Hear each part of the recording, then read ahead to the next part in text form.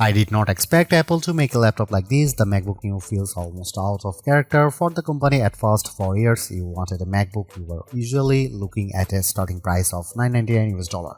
Sure, older models like the MacBook Air M1 could fall to around $699 US on sale, but that was still far above what most budget buyers were shopping for. The MacBook Neo starts at just $599 US for education, which is a huge jump downward. That is $500 less than the new MacBook Air M5. And yes, that price is low enough to set off warning alarms, but after testing the MacBook Neo, I think the surprise is not that it is cheap. The surprise is that it is actually good. In fact, it is the most balanced laptop I have used under $600 US, and it easily beats every Windows laptop I have tried in this class. It also leaves most Chromebooks behind.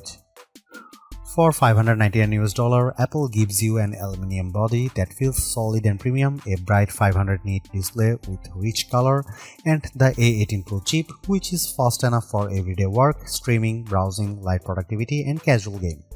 The side-mounted speakers are also much better than they have any right to be at this price. So, what did Apple give up to make that happen? Where does this laptop fit in the wider market? And should you actually buy it? Let's get into the full MacBook Neo review. The MacBook Neo is one of the most interesting Apple products in a long time, and it launches at a time when value matters more than ever. Prices are rising across consumer electronics, memory is getting more expensive, global trade pressure is still affecting hardware costs, and people are simply more cautious with money than they used to be. Apple is usually treated as the company that sells premium gear, and that is mostly true. But that does not mean Apple cannot make good value products. The Mac Mini M4 is already a strong example of that. The MacBook Neo goes one step further by targeting the budget and mid-range laptop space directly. That is a market filled with Chromebooks and affordable Windows laptops, and Apple is now entering it with a product built entirely on its own rules. And that is the key point here. The MacBook Neo is cheaper, but it does not feel striped down in the usual way. You still get a beautiful aluminum laptop, now offered in 4 lively color options that make Apple's lineup feel more fun again. The display is another big win. It is a 13-inch Retina panel with 2408 by 1506 resolution, which is sharper than the 1080p screens that dominate this price range. The webcam is 1080p and looks clean for video calls, the speakers sound excellent, and the laptop runs the full version of macOS. That means you are not stuck in a limited or locked down environment. You can use a standard Mac apps just like you would on a more expensive Mac. The main compromise is memory. The base model has 8GB of unified memory, which is enough for everyday use, but it is not ideal for heavy multitasking. Even so, for standard schoolwork, browsing, office tasks, and light creative work, it performs well. The real story though is the price. At $599 US, the MacBook Neo is shockingly competitive. For students, the price drops to $499 US, and at that point it becomes very hard to argue against.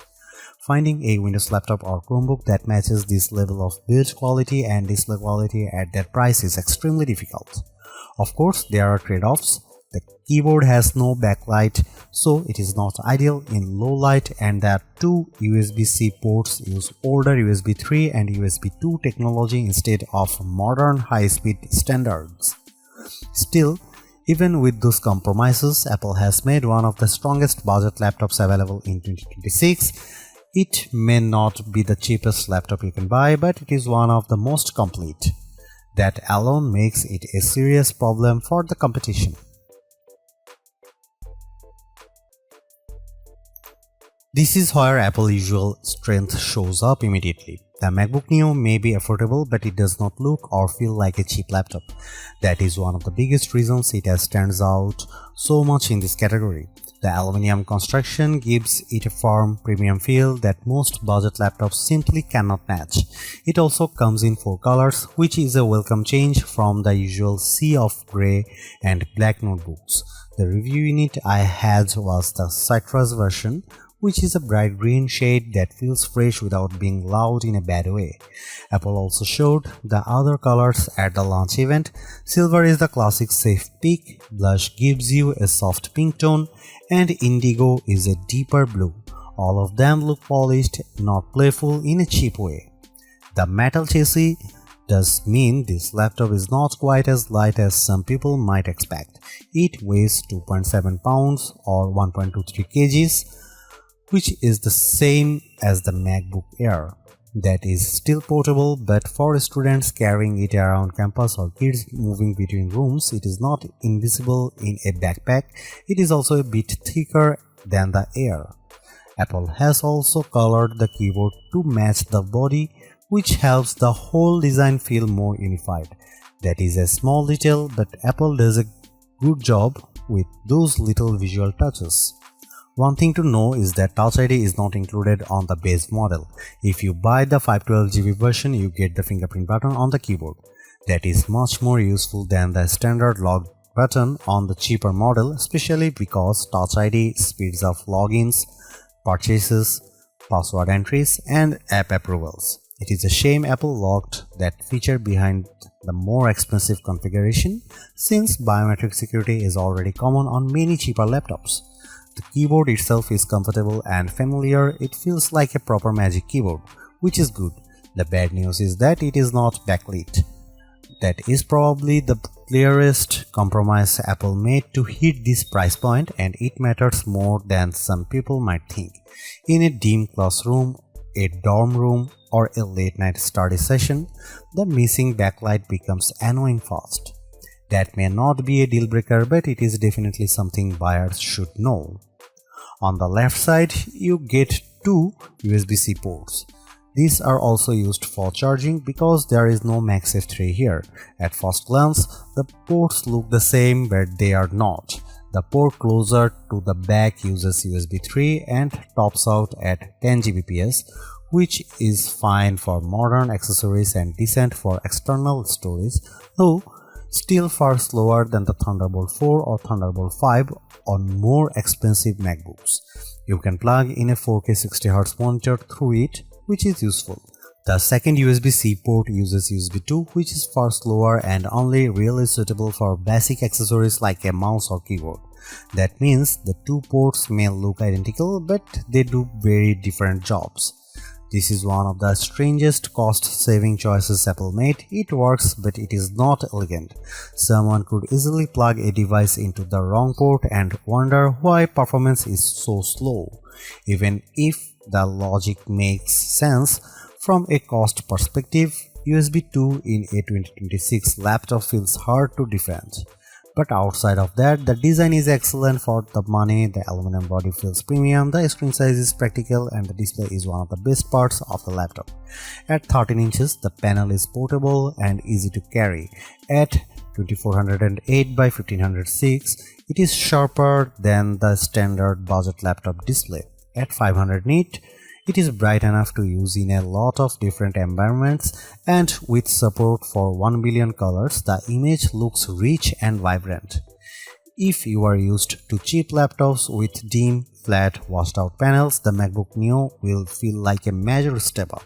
It is one of the best displays you can get on an affordable laptop and maybe the best overall.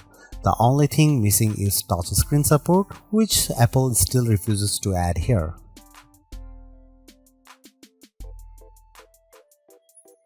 The MacBook Neo's performance story is unusual, but it makes sense once you look at the pricing. Instead of using an M series chip, Apple chose the A18 Pro, the same chip that powered the iPhone 16 Pro. On paper, that sounds strange. In practice, it is a smart cost-saving move. Apple has been building mobile chips for much longer than its computer chips, and the latest iPhone silicon is extremely capable. For a budget laptop, that may be a better approach than using a weak conventional laptop chip that struggles under normal use. Using an older iPhone chip lets Apple keep the price down while still delivering strong everyday performance. You might wonder why Apple did not simply use an older M chip like the M1. The company says the A18 Pro has a 16-core neural engine that is better suited for on-device AI work, including Apple Intelligence features inside macOS. The M1 is not as strong in that area, and the A18 also uses faster memory, so the choice is more deliberate than it first appears. Because the A18 Pro is still a 64-bit ARM chip, you are not getting some limited phone-only system here. The MacBook Neo runs full macOS, which means standard Mac apps work normally. And that matters. This is not a lockdown machine like many Chromebooks, which are limited to a narrower set of apps, or Windows 11s laptops, which are restricted in annoying ways and often push you toward Microsoft Store downloads and Edge browsing. The MacBook Neo avoids that kind of frustration completely. For everyday use, the experience is very good. macOS runs smoothly enough, and while it is not as fast as a MacBook Pro, it is still impressive for a machine this affordable. I would recommend keeping the workload light and realistic. Use built-in apps, office software, browsing, streaming, and basic creative tools, and the Neo behaves well. I tested it with GarageBand and Keynote, and both worked without issue. That is exactly the kind of software this machine is meant to handle. It can also go further. I installed Steam, which needs Rosetta on non-Intel hardware, and it ran fine. That shows how open the Neo is compared with Chromebooks and other budget systems. You are not trapped inside a limited app ecosystem. Apple's ecosystem integration is also fully intact. You can mirror your iPhone, move files between devices, share your clipboard, make calls, send messages, and use an iPad as a second display. I even tested it with the new M5 iPad Pro, which is very uneven pairing in terms of price, but the feature worked great. That is one of the best things about the MacBook Neo. It still feels like a real Mac, not a cheaper version of one. The limits are mostly about hardware. If you want heavy 3D rendering, serious video editing, or a big creative workload, this is not the right machine. It can do a lot, but it is not meant to do everything. The 8GB of unified memory is the biggest technical concern. Unified memory is shared across the system and graphics, so once you start opening multiple apps or using more demanding workloads, it fills up quickly. During my testing with Safari, Keynote, GarageBand, and a Steam download running, memory usage reached roughly 6.48 GB to 7 GB. That is very close to the ceiling. And once memory is maxed out, the system slows down. There is no upgrade path here, and you cannot just add more RAM later. So the memory choice has to work for your needs from day one. For light users, it is probably enough. For heavier multitaskers, it is not. If you are planning to use the laptop for more demanding work, the MacBook Air M5 is the better choice because it starts with 16 GB of unified memory. The Neo is a good machine, but it is not built for high-pressure workloads. Gaming is possible too, though not in a high-end way. I got Cyberpunk 2077 running at a playable 30 FPS using the For This Mac preset. It was heavily reduced visually with many settings turned low or off, but the fact that a fanless $599 laptop can do that at all is genuinely impressive. It also plays iPhone and iPad games very well, which makes more sense for this hardware. Overall, the performance is strong for the money. It is good for school, web work, media, and light productivity. It is flexible, quiet, and more capable than most rivals, but it is still a budget machine and it should be treated like one. One more plus, it is fanless. That means silent operation, which is a big deal when you compare it with budget Windows laptops that often becomes noisy under load. The MacBook Neo is the best budget laptop you can buy right now. It sits at the higher end of the budget category, but the quality gap between it and most Windows laptops or Chromebooks at the same price is hard to ignore. The MacBook Neo looks better, feels better, and performs better in daily use. The display is excellent, the speakers are unusually good, and the overall experience feels far more premium than the price suggests. What Apple really nailed here is the software side. This is not a watered down Mac experience.